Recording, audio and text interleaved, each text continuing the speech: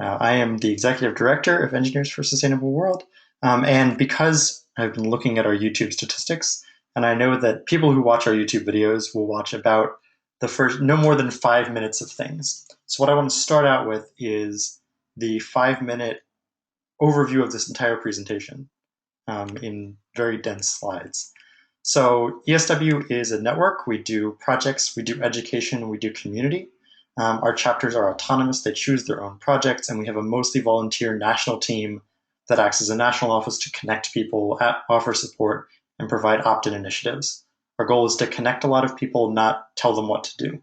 And as part of that, we're educating hopefully a lot of different engineers on what sustainability is, how it's relevant to their field, and how they can practically implement these things. We have a network of 40 chapters around the country and this distributed national team of about 24. We'll talk a little bit more about this map in detail. And the national team is a whole lot of different people, mostly young, but a blend of professionals and students. And it's grown a lot over the last few years. To summarize the last year in one very busy slide, we had 4 goals in our strategic plan. Those are to empower chapters, to educate everyone, technical students and professionals, to establish ourselves, and to enable people to share knowledge. So over those 4 goals in the last year, we've gained a whole bunch of new chapters and provided support so we have a stronger chapter network.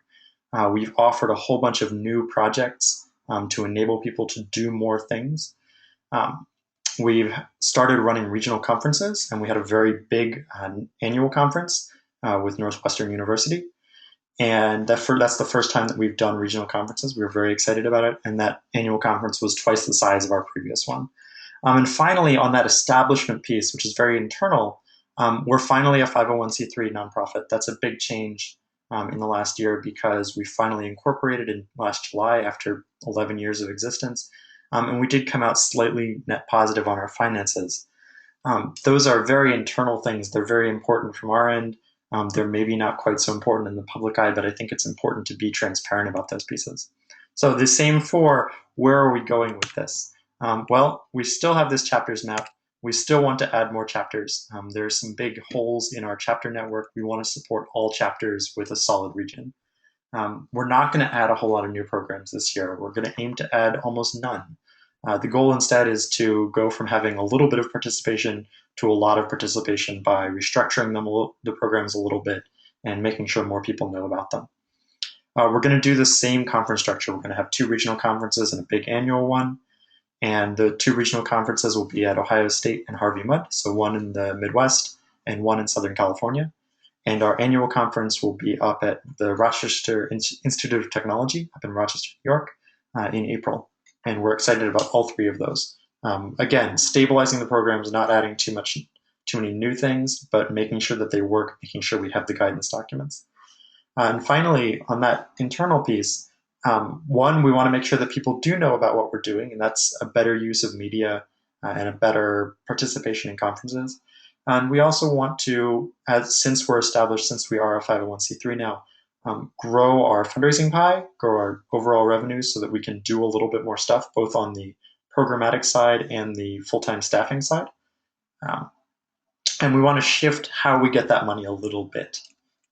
I want to go through each of these panes in a little bit more detail. I don't want it to take too long because everyone will get bored because webinars are not the most interesting of mechanisms. And I want to give people a chance to ask questions. So to talk about more chapters and regions and a little bit of where we've been, a little bit of where we're going. This is our map of 40 chapters. We have 1 in Canada. We would like to have more so that it's a really truly binational network. And of these 40, we actually gained 8 of them in the last year. So that's a big jump. And we now have several people devoted just to finding new chapters. We're at a point now where we can support a lot of chapters. We know how to bring them on. We know how to solve a lot of the basic problems. We know how to connect them to new people. We feel comfortable expanding our network. Though we've gone very slowly for the last few years, we didn't want to expand too fast, not have the resources to support it, and end up with a lot of internal turmoil. We've seen that in some other places. We're also trying to grow through some not so high profile schools. If the goal is to reach all engineers, we have to reach out to 2-year schools, as well as some places that are engineering in a lot of different ways. So a few highlights from last year, we gained Red Rocks Community College, which was our second 2-year school, the other one being Miami-Dade. And we gained our first school that doesn't have a formal engineering program, which is Eastern Mennonite down in Virginia. So we're really excited to see more of those sorts of schools appear. We have some conversations that are ongoing to add a few more. But as I mentioned initially, there are some big spaces where we don't have enough chapters to have a solid region. And by region, we mean places where different schools can easily get together. You can drive, hopefully, and meet up for a tour. Might be a long drive in some of the cases, but it's possible. And it supports regional conferences, it supports regional projects. And so we're going to be focusing on the West Coast, and particularly the Pacific Northwest, some of the central region from Arizona and Colorado in particular. And then in the Southeast, where we have a very strong chapter at Georgia Tech. And as we say, we'd like to get them some friends. On the program side, one of the biggest things we've been running in the last year, it's going to be a big jump, is what's called the Wicked Problems and Sustainability Initiative. And this is a very different thing in that the goal is to actually be involved in courses and support a set of courses, that same network approach, just working with faculty. And this ties together a lot of different things. One of them is the idea of wicked problems, which is a technical term from the social sciences. And it's problems that don't have an agreed upon definition. So climate change falls under that, but so do education or urban planning or access to water. There are lots of them. There are lots of them connected to sustainability.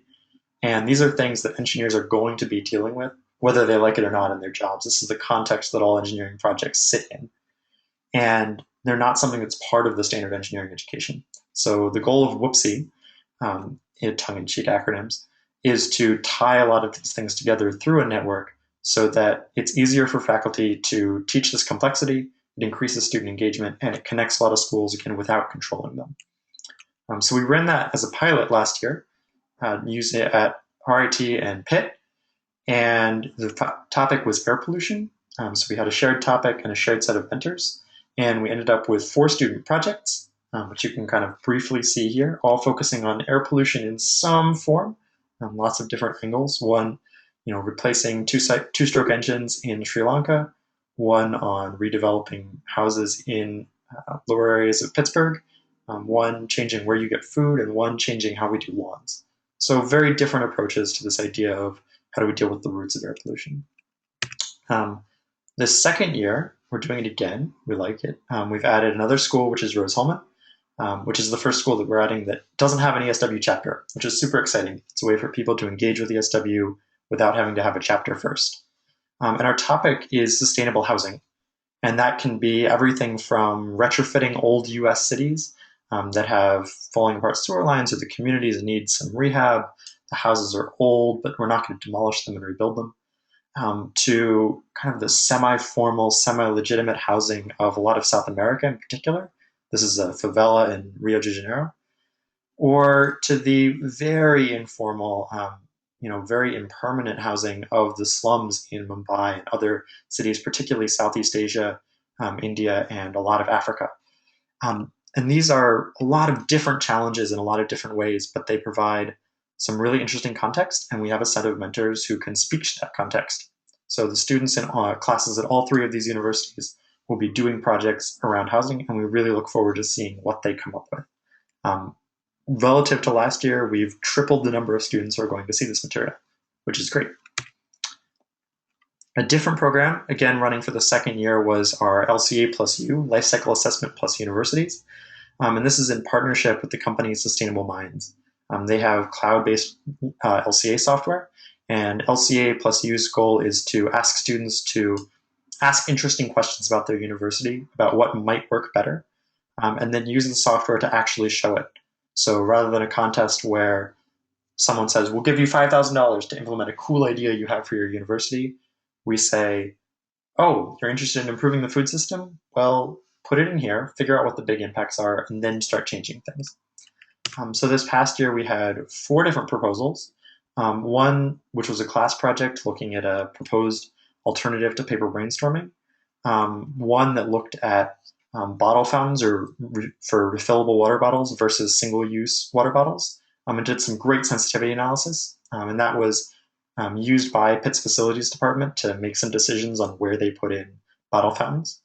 Um, and then two around food and how we deal with food waste. One from Caltech that was just looking at where their food goes, what causes the highest impacts, and what the best approaches might be to make real impacts. And so they'll be implementing those over the course of the next year. And the other one was, again, at the University of Pittsburgh. They have an industrial composter that is used to get rid of a lot of waste at the all-you-can-eat dining facility. But the way that it's currently used, the highest impact is currently actual composter use because it's not, you have to landfill it, it's not particularly good compost, it's very energy intensive. Ideally, it would be using the composter would be a very good option. But right now, sending all the food waste to landfills is a better idea until they can improve the system. So again, this information is being presented to Pitt's facilities department in order to hopefully make that change and stop using the composter for the moment, even though that may seem counterintuitive. From the previous year's LCA plus U projects, one of them from RIT looked at takeout containers for dining services and found that a reusable system would have lower impacts than any of the 17 different things they were currently using. And because of that, dining services implemented a pilot program. It's been very well received. And that sort of change on campus, which we know has measurable impacts, is a result of this sort of opt-in ESW national provided project. So we're really excited about that. We're excited to do this again. We may shift the format a little bit so that rather than being the entire spring semester, we can provide a little bit more support and focus it over a little bit narrower time. We also have some new pathways to involvement that we kind of started last year. One is we've been doing online education for a few years now, mostly in the form of sporadic webinars. Last year, we tried to do it more in the form of skill sets. So we did a series on leadership skills in the fall and a series on design skills, like life cycle assessment or passive solar design in the spring. And this year, we've done one so far. We're going to be doing more. We're interested in taking that series model and packing it a little bit tighter into short courses so we can dig a little bit deeper into specific topics and award students who complete it with assignments and some actual work, an actual certificate, and some more formal recognition. So we've done one on approaching wicked problems. We did that in August. It was very successful. And we're looking forward to doing some more, whether that's on K-12 educational outreach, how to put together good material for reaching out and teaching maybe middle schoolers energy, or things like alternative industries that are related to sustainability. So that could be things like additive manufacturing or intermodal transportation. We started a professional mentorship program last year, and we had 2 connections. We're aiming to get to quintuple that number and get to 10 this year. With 40 chapters, that's about 25% of our chapters having some mentorship connection. We feel like that's a good target. And again, we don't want to add new programs. We want to increase participation in what we currently have. And the final one on here is book discussions. For a little while now, about a year, we've been picking a book roughly every quarter, announcing it to the community, and anyone who wants to can pick it up, read it, and there will be an online discussion. So regardless of chapter involvement, regardless of professional or student status, it's easy to learn at least a little bit about a variety of topics over the course of a year. It's intended to be slow so that if you don't have a whole lot of time, you can still read through a book. And we've had some participation there. One of the goals for this year is to actively connect that to some local groups so that they're discussing it, and then they send a few people to maybe a bigger online discussion. And we also want to have some priming questions beforehand so that people have different ways of engaging. Switching again, we did conferences last year. We had 2 successful regional conferences, one in the Northeast and one in what we termed the Rust Belt, so in Pitt. And those were a great start. We had some really nice speakers there, a nice tighter space for people to talk, and a way that schools that maybe didn't know as much about ESW could easily come in and engage. So the Robert Morris chapter actually wasn't a chapter at that point that came to the Pitt Regional Conference. said, this is a great thing. We do want to be involved in this. And then that was the impetus for starting the chapter at the school. We also had a phenomenally successful conference at Northwestern. Thank you to the Northwestern team for helping put that on.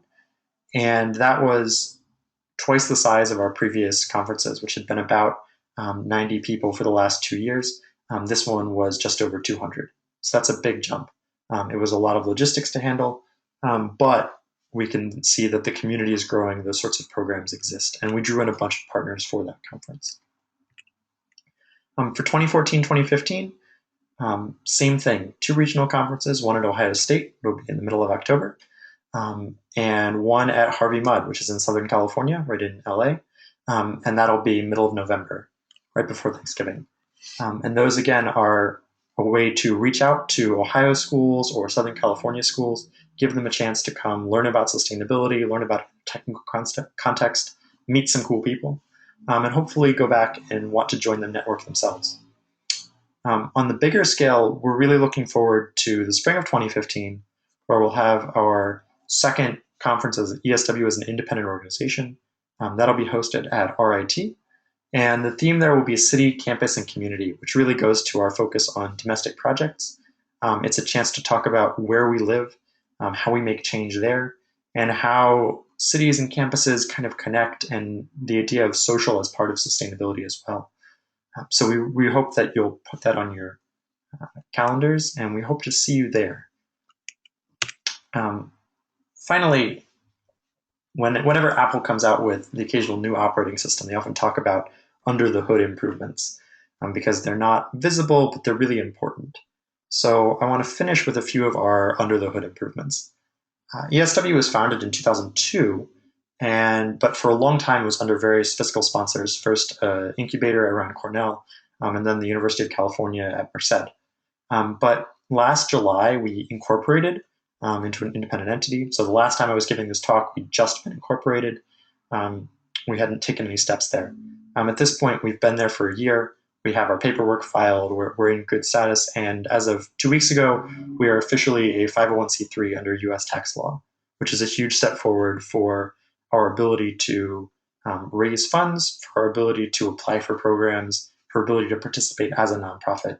And we have a lot more flexibility because of not being under those fiscal sponsors. It's a great step forward. It's something that I'm very proud to have helped with. And it's something that is bearing a lot of fruit in what we can do. It's finally allowed us to really expand the organization and pursue a lot of new opportunities. We did financially, you can look at a lot more numbers in our annual report, but we ended slightly positive on revenue and expenses, but we weren't paying people.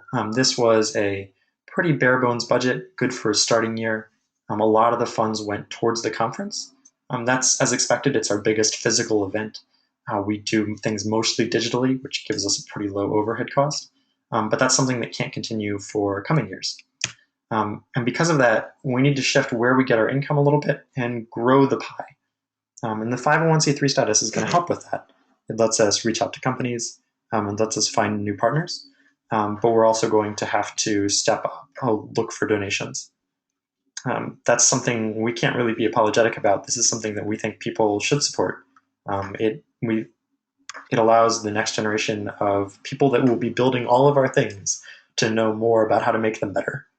We think that's something that's really worth supporting, even if it's in a very different sort of impact than directly building things in Africa, directly providing homeless shelters. This is a very long game, and we're happy to play it, and we're happy to ask for support for that. And if anyone knows of people that would be interested in supporting this, I would be remiss if I didn't say that we'd love to talk to you. Finally, 3 things that don't quite fit in, because even though we're not trying to add new programs this year, we're thinking about things for the next year. The first is a flagship. One of the pieces of our strategic plan is we want to have some initiative that ties together a lot of what we're doing. We have all these different pieces that are going on. They're great. We want to have some theme to unite a lot of it.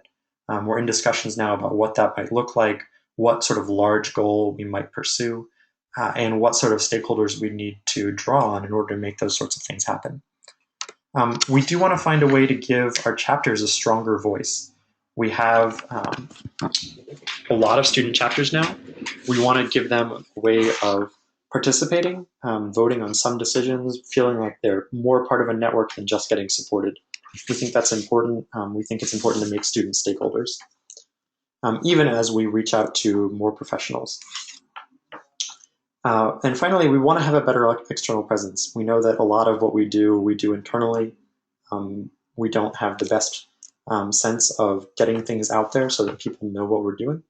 To some degree, that's hard because we're not a local organization. We don't have a local media outlet that necessarily fits, and we're not big enough to attract the interest of nationwide news. But what we are doing is we're at a few more events every year. We are presenting at academic conferences. So we were at the American Society for Engineering Education this past summer for the second year, as well as the Engineering and Liberal Education Symposium.